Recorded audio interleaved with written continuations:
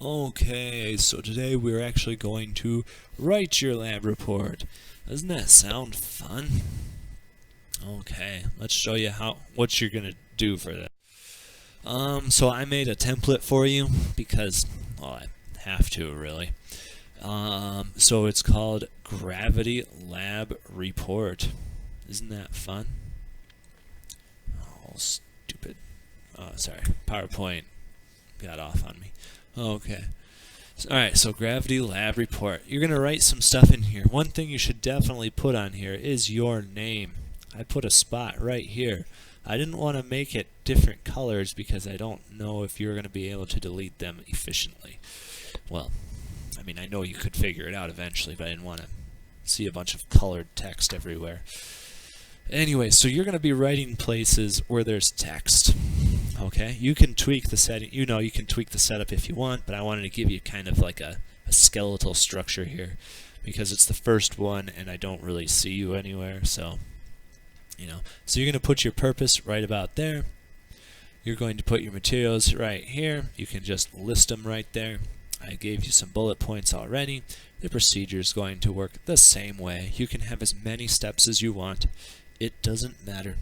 You're going to do what makes sense to your writing and your procedure because maybe you had more steps than someone else, but maybe you have the same steps and you just broke it down into smaller chunks.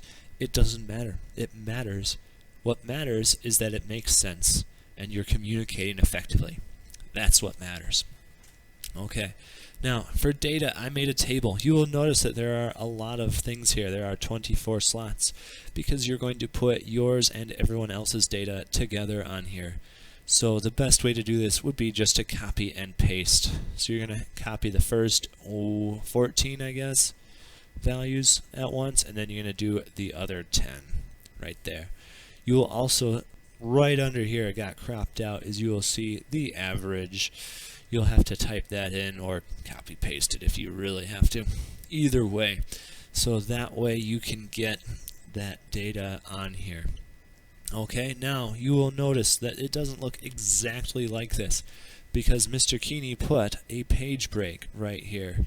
I put a page break right there because you really are not supposed to ever break a chart into two pieces unless it doesn't fit on an entire page.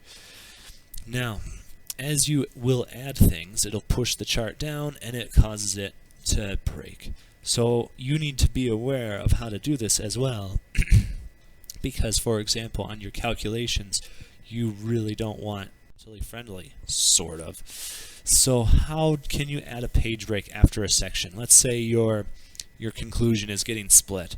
You're going to go to Insert, you're going to go to Break, and you're going to go to Page Break, or you can hit Control-Enter. This is the same thing as in Word. Control-Enter gives you a page break, Shift-Enter brings you another line without a new paragraph. But we'll talk about some of that stuff later on if we ever see you in real life.